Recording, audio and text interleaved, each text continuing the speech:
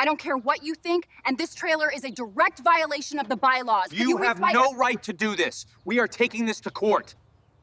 The orange tow truck lights were already flashing across my bedroom ceiling when I opened my eyes to the sound of metal clanking and a low diesel rumble in the cold May air. It was May 3, 2024, 6:03 a.m., and my coffee was still in the maker when I ran out to the driveway in socks.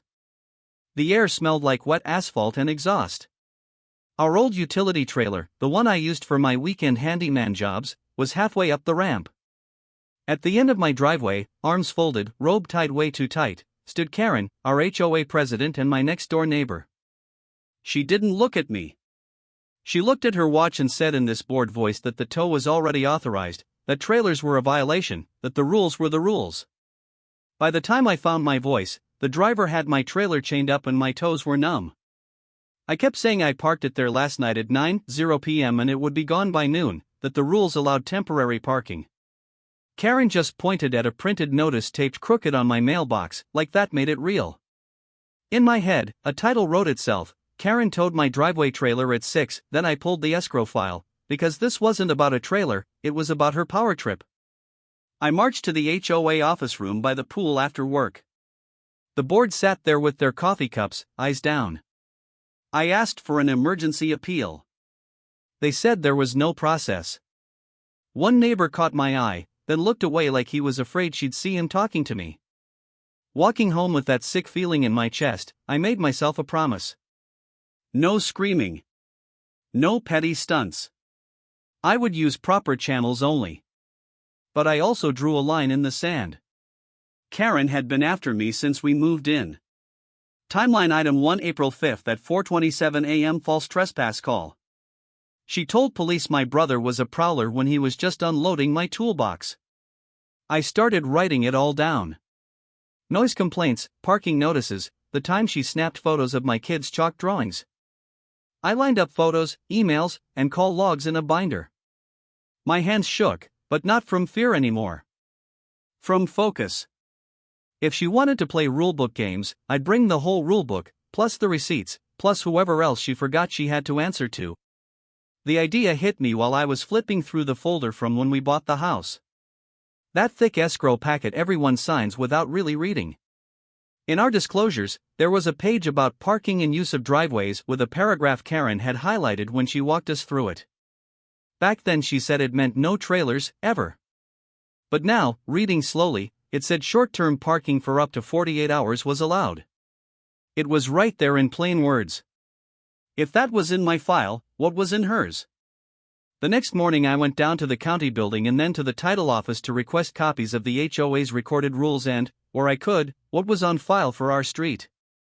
At the clerk's desk, the file landed with 63 pages.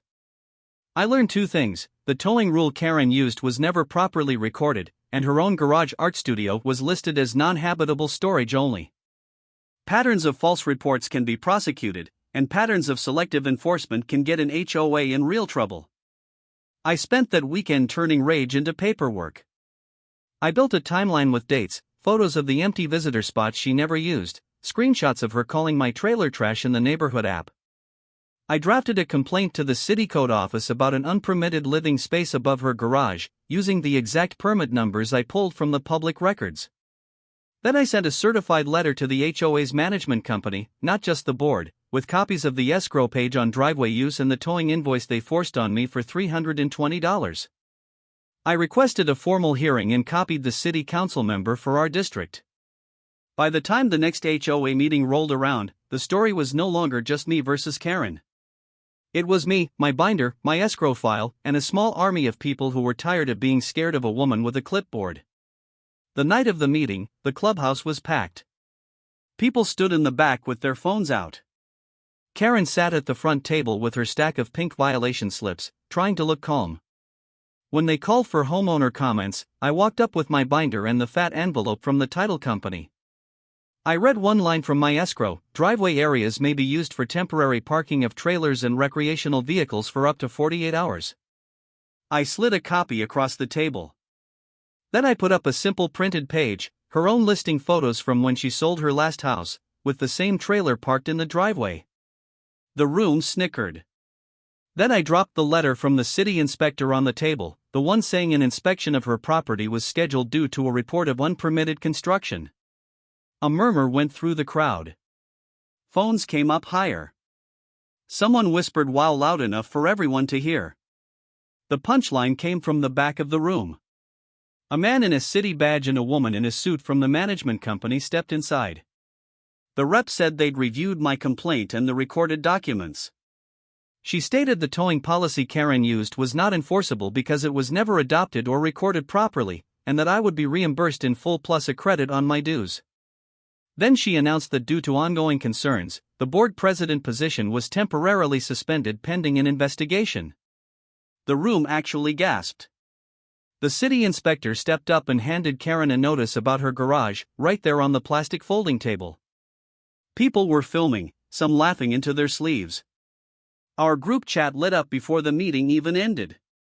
Clips of Karen's red face and the notice on top of her pink violation slips hit the neighborhood Facebook group within an hour.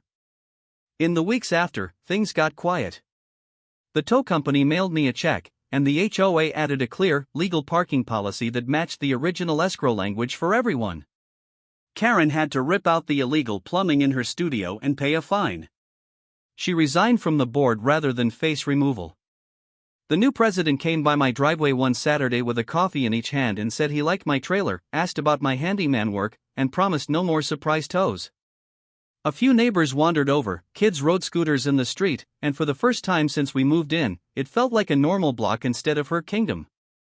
I still keep that binder on my shelf, not out of spite, but as a reminder that you don't have to scream to win. Please follow for more HOA showdowns like this. Do you think she got what she deserves? Comment below.